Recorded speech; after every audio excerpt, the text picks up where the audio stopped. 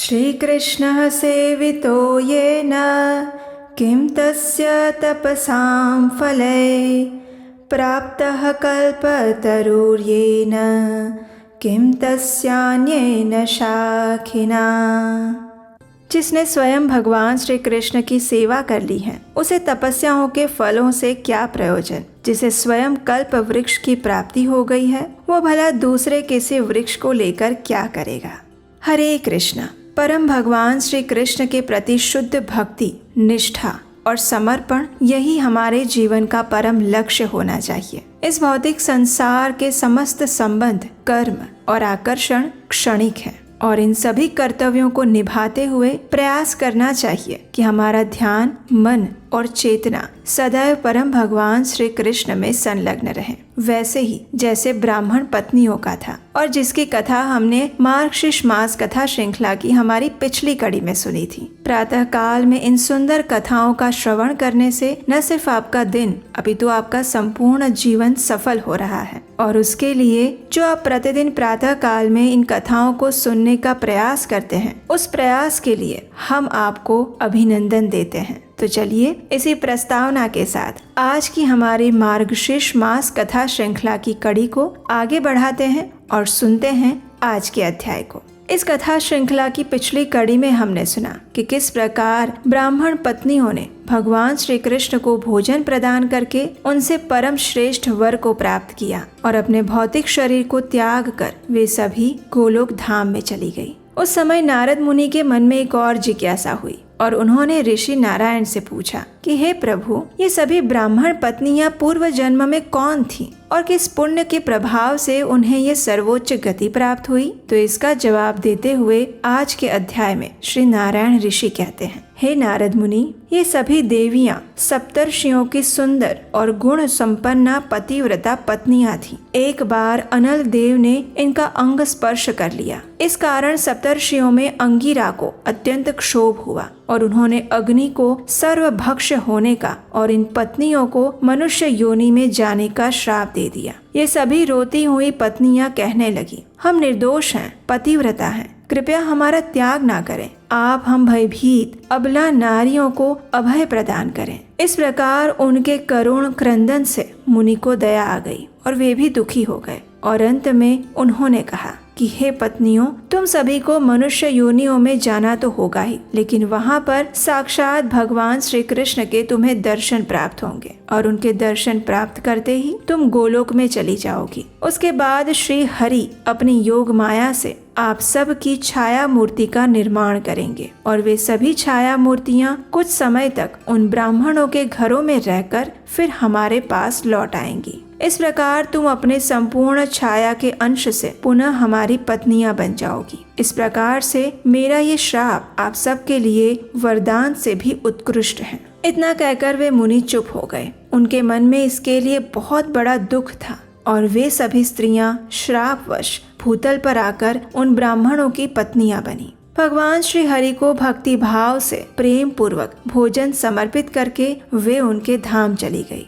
और निश्चय ही उनका श्राप उनके लिए श्रेष्ठ संपत्ति से भी अधिक महत्वपूर्ण साबित हुआ। शास्त्र बताते हैं कि नीच पुरुष से मिली हुई संपत्ति भी निंदनीय है, लेकिन महात्मा पुरुष से मिला हुआ श्राप भी यानी विपत्ति भी श्रेष्ठ मानी जाती है। साधु पुरुषों का क्रोध तत्काल ही उपकार में बदल जाता है और बिना विपत्ति के इस भूतल पर किसी की महिमा कैसे प्रकट हो सकती है। पतियों के परित्याग से इस भूमि पर उत्पन्न हुई सभी ब्राह्मण पत्नियां भगवान श्री हरि के दर्शन से सदा सदा के लिए भव बंधन से मुक्त हो गई। हे नारद मुनि, इस प्रकार मैंने इस उत्तम चरित्र को आपको कह सुनाया और उन पुण्यवती ब्राह्मणियों के मोक्ष की ये मनोरम कथा आपको सुनाई। हे विप्रवर, भगवान श्री कृष्ण की लीला कथा पद पद पर नई जान पड़ती है। उसे सुनने वालों को कभी तृप्ति नहीं होती। अब आपकी आगे क्या इच्छा है, कृपया बताइए। ये सुनकर नारद मुनि कहते हैं, हे कृपा निधान, आपने पूर्व काल में अपने पिता के मुख से श्री कृष्ण की जो भी मंगलमयी लीलाएं सुनी हैं, उन सबको आप मुझे सुनाइए। मैं उन सब का रसपान करना चाहता हूँ। नारद मुनि की ये बात सुनकर ऋषि नारायण ने अब स्वतः ही भगवान श्री कृष्ण की महिमा के अनेकों अनेक प्रसंग कहना आरंभ किया। ऋषि नारायण ने कहा, हे नारद मुनि, एक दिन बलदेव जी को साथ लिए बिना ही श्री कृष्ण अपने ग्वाल सखाओं के साथ यमुना के तट पर चले गए। वहाँ पर कालिया नाग का निवास स्थान था। स्वेच्छा से शरीर धारण करने वाले भगवान श्री कृष्ण यमुना के तटवर्ती उस वन में पके हुए फलों को खाकर अब प्यास लगने लगती है, इसलिए वहाँ के निर्मल जल को पीने लग जाते हैं। उन्होंने गोप शिशुओं के साथ कुछ समय गायें भी चराई और उसके बाद एक जगह पर विश्राम के लिए सभी गायों को खड़ा कर दिया और स्वयं भी अपने साथियों के साथ खेल कूद में लग गए। जब श्री कृष्ण और सभी ग्वाल बाल हर्ष के साथ अलग अलग प्रकार के खेल खेल रहे थे, उस समय उनकी गायें नई नई घास चरती हुई आगे बढ़ गई और यमुना का विष से मिश्रित जल पीने लगी और इस प्रकार का विषैला जल पीकर उस कालकूट की ज्वालाओं से संतप्त होकर वे सभी गायें मूर्छित हो गई। इस प्रकार झुंड की झुंड गायों को मूर्छित पड़ा हुआ देखकर सभी गोप बालक चिंता से व्याकुल और भयभीत हो गए। उन्होंने श्री कृष्ण के पास जाकर ये सारा वृत्तांत कह सुनाया और ये सब जानकर श्री हरि ने उसी क्षण अपनी कृपा दृष्टि से सभी गायों को सचेत कर दिया। वे सभी गायें तत्काल उठकर खड़ी हो गई और श्री हरि का मुंह देखने लगी और उस समय श्री कृष्ण यमुना के तट के पास जल के निकट उत्पन्न हुए एक विशाल कदम्ब के वृक्ष पर चढ़ गए और उस सर्प के भवन में उसे दंड देने के लिए नागों के बीच में कूद पड़े। उनके जल में गिरते ही उस कुंड का पानी 100 हाथ ऊपर उठ गया और ये देखकर ग्वाल बालों को पहले तो हर्ष हुआ, लेकिन उसके बाद वे सभी दुखी होने लगे और नीचे जल में कालिया नाग मनुष्य के रूप में आए हुए श्री हरि को देखकर क्रोध से विह्वल हो गया। वो तुरंत ही श्री कृष्ण को निगलने का प्रयास करने लगा। जैसे किसी मनुष्य ने जल्दबाजी में तपे हुए लोहे को थाम लिया हो, वैसे ही ब्रह्म तेज से उसका कंठ और पेट जलने लगा। वो नाग उद्विग्न हो गया और ऐसा लग रहा था जैसे उसके प्राण निकल रहे हो। उसने तुरंत ही श्री कृष्ण को बाहर उगल दिया। श्री कृष्ण के वज्र के समान अंगों को चबाने से उसके सारे दांत टूट गए।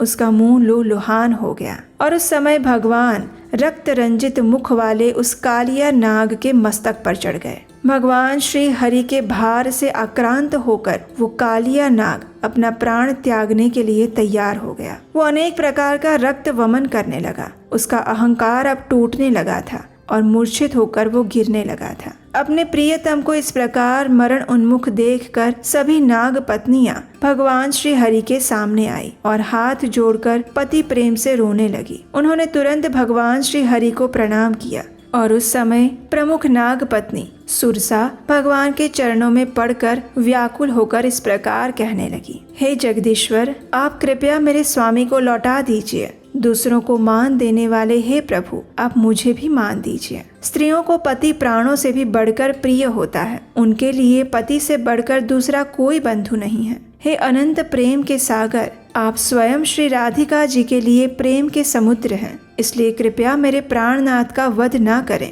आप विधाता के भी विधाता हैं, कृपया मुझे पति दान दीजिए। साक्षात सरस्वती देवी भी आपका स्तवन करने में असमर्थ हैं। संपूर्ण वेद, अन्य देवता, संत महात्मा भी आपकी स्तुति के विषय में शक्तिहीन हो जाते हैं, तो फिर मैं कुबुद्धि, अज्ञानी और नारियों में अधम सर्पिणी कहाँ संपूर्ण भुवनों के परम आश्रय और किसी के दृष्टि में न आने वाले परमेश्वर, उनकी स्तुति मैं कैसे कर सकती हूँ। हे प्रभु, फिर भी मैं आपकी स्तुति करना चाहती हूँ। हे प्रभु, पार्वती देवी, लक्ष्मी देवी और वेद जननी सावित्री भी जिनके स्तवन से डरती हैं और स्तुति करने में समर्थ नहीं हो पाती, उन्हीं आप परमेश्वर का स्तवन कली कलुष में निमग्न और वेद वेदांग के सभी शास्त्रों के श्रवण में मूढ़ ऐसी मैं एक स्त्री क्यों करना चाहती हूँ, ये मैं नहीं समझ पा रही हूँ। आप स्वयं रत्नमय पर्यंक पर रत्न निर्मित भूषणों से भूषित होकर शयन करते हैं। रत्न अलंकारों से अलंकृत अंगों वाली श्री राधिका के वक्ष स्थल पर विराजमान होते हैं।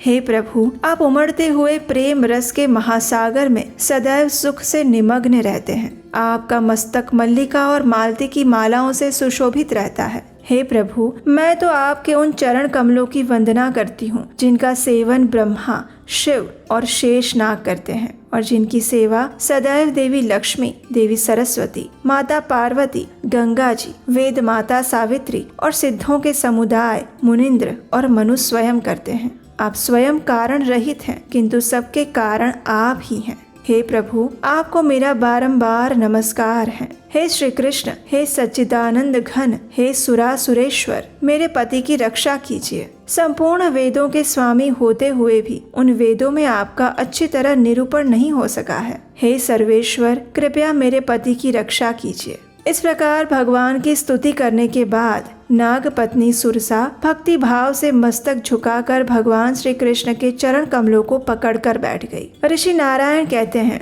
कि नाग पत्नियों द्वारा किए गए इस स्तोत्र का जो भी मनुष्य त्रिकाल संध्या के समय पाठ करता है वो सभी पापों से मुक्त हो जाता है और श्री हरि के धाम में चला जाता है। उसे भगवान श्री हरि की शुद्ध भक्ति प्राप्त होती है और अंत में निश्चय ही श्री कृष्ण का दास्य सुख प्राप्त कर लेता है। वो भगवान श्री हरि का पार्षद होकर सालोक्य आदि चतुर्विध मुक्तियों को अपने हस्तगत कर लेता है। नाग पत्नियों की इस प्रकार प्रार्थना को सुनकर भगवान श्री कृष्ण ने कहा, हे नागेश्वरी, उठो, भय छोड़ो और वरदान मांगो। मात्र मेरे वर के प्रभाव से अजर अमर हुए अपने पति को ग्रहण करो और यमुना का ये जल छोड़कर अपने घर वापस चली जाओ। अपने पति और परिवार के साथ अभिष्ट स्थान को पधारो। आज से तुम मेरी कन्या हुई और तुम्हारे प्राणों से भी अधिक प्रियतम ये नागराज मेरे जमाता हुए और उसमें कोई संशय नहीं है। मेरे चरण कमलों के चिन्ह से युक्त होने के कारण अब तुम्हारे पति को गरुड़ भी कष्ट नहीं पहुंचाएंगे, अपितु भक्ति भाव से वे सब आप सबकी स्तुति करके मेरे चरण चिन्हों को प्रणाम करेंगे। अब तुम गरुड़ का भय छोड़ दो और शीघ्र ही रमणक द्वीप पे चली जाओ। इस दाह से निकलो और अपनी इच्छा अनुसार वर मांगो। भगवान श्री कृष्ण की ये बात सुनकर सुरसा के नेत्र और मुख हर्ष से खिल उठे। उनकी आंखों में आंसू आ गए और भक्ति भाव से मस्तक झुकाकर वो कहने लगी, हे वरदाता परमेश्वर, यदि आप मुझे वर देना चाहते हैं तो अपने चरण कमलों की सुदृढ़ और अविचल भक्ति प्रदान कीजिए। मेरा मन भ्रमर की भांति सदैव आपके ही चरणार विंद पर मंडराता रहे। मुझे आपके स्मरण की कभी विस्मृति ना हो। मेरा कांत विषयक सौभाग्य सदा बना रहे और ये मेरे प्राण वल्लभ ज्ञानियों में श्रेष्ठ हो जाए। हे प्रभु, यही मेरी आपसे प्रार्थना है। हे गोविंद, मैं रमणक द्वीप में नहीं जाना चाहती, वहाँ मेरा कोई प्रयोजन नहीं है। ये सर्प वहाँ जाकर संसार चला सकते हैं, मुझे तो आप अपनी किंकरी बना लीजिए। हे श्री कृष्ण, मेरे मन में सालोक्य आदि 4 प्रकार की मुक्ति के लिए भी इच्छा नहीं है, क्योंकि वो मुक्ति आपके चरणार विंदों की सेवा की 16 कला के बराबर भी नहीं है। जो भी भारत वर्ष में दुर्लभ जन्म पाकर आपसे आपकी चरण सेवा के अतिरिक्त दूसरे वर की इच्छा करता है वो स्वयं ठगा गया है। नाग पत्नी की ये बात सुनकर श्री कृष्ण मंद मंद मुस्कुराने लगे। उनका मन प्रसन्न हो गया और माधव ने एवमस्तु ये कहकर उसकी प्रार्थना को स्वीकार कर लिया और उसी क्षण रत्नों के सार तत्वों से निर्मित एक दिव्य विमान वहां आ पहुंचा। वो वायु के समान वेगशाली और मन की गति से चलने वाला था। अत्यंत मनोहर और सुंदर उस विमान में अनेक पार्षद विराजमान थे और वो सभी श्याम कांति वाले सेवक तुरंत उस रथ से उतरे और श्री कृष्ण को प्रणाम करके सुरसा को अपने साथ लेकर गोलोक धाम वापस चले गए। उसके बाद श्री हरि ने अपने तेज से छाया रूपिणी सुरसा की सृष्टि करके उसे सर्प को दे दिया और कालिया नाग ये सब कुछ नहीं देख पाया, क्योंकि वो वैष्णवी माया से मोहित था। उसे तो लगा कि उसकी स्वयं की ही पत्नी उसे मिली है। सर्प के मस्तक से नीचे उतरकर भगवान श्री कृष्ण ने कृपा पूर्वक उस कालिया नाग के सिर पर अपना हाथ रखा और हाथ रखते ही उसके शरीर में चेतना पुनः लौट आई।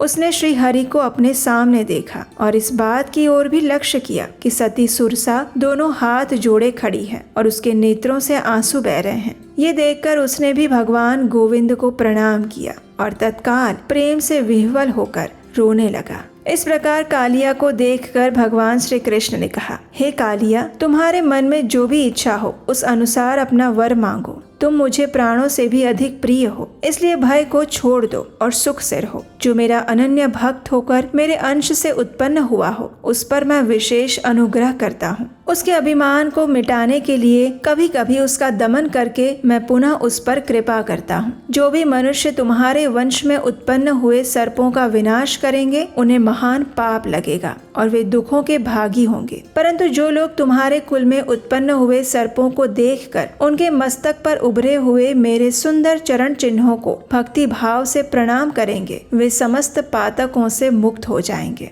अब तुम शीघ्र ही रमणक द्वीप में चले जाओ और गरुड़ का भय छोड़ दो। तुम्हारे मस्तक पर जो मेरे चरण चिन्ह हैं, उसे देखकर गरुड़ भी भक्ति भाव से तुम्हें नमस्कार करेंगे। तुम्हें और तुम्हारे वंशजों को गरुड़ से कभी भय नहीं रहेगा और आज से मेरा ये वर पाकर अपनी जाति के सर्पों में तुम सर्वश्रेष्ठ बन जाओगे। अब बताओ कि तुम्हें और कौन सा वर चाहिए और उसे इसी समय मांग लो। भगवान श्री कृष्ण की बात सुनकर कालिया नाग भय से कांप रहा था और वो दोनों हाथ जोड़कर उनसे इस प्रकार कहने लगा, हे वरदायक प्रभु, दूसरे किसी भी वर के लिए मेरी क्या इच्छा हो सकती है। प्रत्येक जन्म में मेरी आपके चरण कमलों में भक्ति बनी रहे और मैं सदा आपके उन चरणार विंदों का चिंतन करता रहूं, यही वर मुझे दीजिए। जन्म ब्राह्मण के कुल में हो या पशु पक्षियों की योनि में, सब समान है। वही जन्म सफल है जिसमें आपके चरण कमलों की स्मृति बनी रहे। यदि आपके चरणों का स्मरण ना हो तो देवता होकर स्वर्ग में रहना भी निष्फल है। जो आपके चरणों के चिंतन में तत्पर है, उसे जो भी स्थान प्राप्त हो वो सबसे उत्तम है। उस पुरुष की आयु एक क्षण की हो या फिर करोड़ों कल्पों की, अथवा उसकी आयु तत्काल ही क्षीण होने वाली ही क्यों ना हो, यदि वो आपकी आराधना में बीत रही है तो वो सफल है, अन्यथा उसका कोई फल नहीं, वो व्यर्थ है। जो आपके चरणार विंदों के सेवक हैं, उनकी आयु व्यर्थ नहीं जाती, सार्थक होती है। उन्हें जन्म मरण, रोग, शोक और पीड़ा का कुछ भी भय नहीं रहता। वे इनकी परवाह भी नहीं करते। हे प्रभु, मैं अपरिपक्व भक्त था, अर्थात मेरी भक्ति परिपक्व नहीं हुई थी। ये जानकर ही स्वयं सुदृढ़ भक्ति धारण करने वाले गरुड़ जी ने मुझे देश से दूर कर दिया था और धिक्कारा था। लेकिन हे वरदेश्वर, अब आपने मुझे अविचल भक्ति दी है। गरुड़ भी आपके भक्त हैं। अब मैं भी आपका भक्त बन गया हूँ, इसलिए अब वे मेरा त्याग नहीं कर सकते। हे करुणा सिंधु, हे दीन बंधु, आप मुझ अधम को क्षमा कर दीजिए। मैंने अपने दुष्ट स्वभाव और अज्ञान के कारण आपको चबा देने का प्रयास किया, इस संपूर्ण यमुना जल में विष फैलाया, लेकिन आप तो आकाश की भांति सर्वत्र व्यापक और अमूर्त हैं, इसलिए किसी भी अस्त्र के लक्ष्य नहीं है। ना तो आपका अंत देखा जा सकता है और ना ही लांघा जा सकता है। इस प्रकार स्तुति करते हुए नागराज कालिया भगवान के चरणों में गिर पड़ा। भगवान उस पर संतुष्ट हो गए और उन्हें एवमस्तु कहकर संपूर्ण अभिष्ट वर प्रदान किया। हमारे शास्त्र बताते हैं कि जो भी नागराज द्वारा किए गए इस स्तोत्र का प्रातः काल में उठकर पाठ करता है, उसे तथा उसके वंशजों को कभी भी नागों के भय से भयभीत नहीं होना पड़ता। वह भूतल पर नागों की शैया बनाकर सदा उस पर शयन कर सकता है। उसके भोजन में विष और अमृत का भेद नहीं रह जाता। जिसको नाग ने ग्रस लिया हो, काट लिया हो अथवा विषैला भोजन करने से जिसके प्राणांत को संभावना हो गई हो, वो मनुष्य भी इस स्तोत्र को सुनने मात्र से स्वस्थ हो जाता है। जो इस स्तोत्र को भोजपत्र पर लिखकर भक्ति भाव से युक्त होकर कंठ में या फिर दाहिने हाथ में धारण करता है, उसे भी नागों से भय नहीं रहता। जिस घर में ये स्तोत्र पढ़ा जाता है, वहाँ पर कोई भी नाग नहीं रुकता और निश्चय ही उस घर में विष, अग्नि और वज्र का भय भी नहीं प्राप्त होता। इस संसार में श्री हरि की भक्ति और स्मृति उसे सदैव सुलभ रहती है और अंत में अपने कुल को पवित्र करके निश्चय ही वो भगवान श्री कृष्ण के परम धाम को प्राप्त कर लेता है। कालिया नाग द्वारा स्तुति किए जाने के बाद भगवान श्री कृष्ण ने कहा, हे नागराज, अब आप यमुना जल के मार्ग से ही परिवार के साथ रमणक द्वीप में चले जाइए। वो स्थान इंद्रनगर के समान श्रेष्ठ और सुंदर है। भगवान की आज्ञा लेकर कालिया नाग अपने परिवार के साथ भगवत विरह से व्याकुल होता हुआ उस स्थान को छोड़कर चला गया। उसके जाने के बाद यमुना के उस कुंड का जल अमृत के समान हो गया और उससे समस्त जंतुओं को बड़ी प्रसन्नता हुई। रमणक द्वीप में पहुंचकर कालिया ने इंद्र के नगर के समान सुंदर भवन देखा और श्री कृष्ण की आज्ञा से साक्षात विश्वकर्मा देव ने उसका निर्माण किया था। उस स्थान पर नागराज कालिया अपनी पत्नी और पुत्रों के साथ श्री हरि के चिंतन में तत्पर हो गया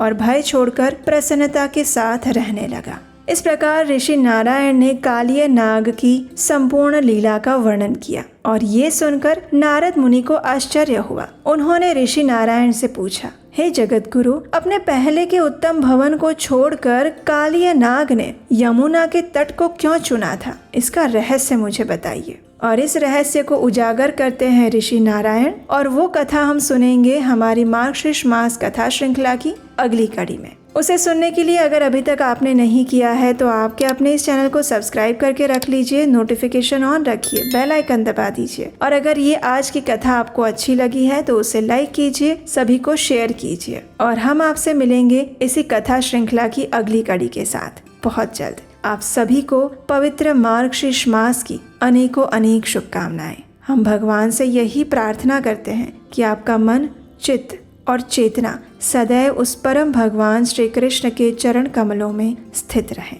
हरे कृष्णा।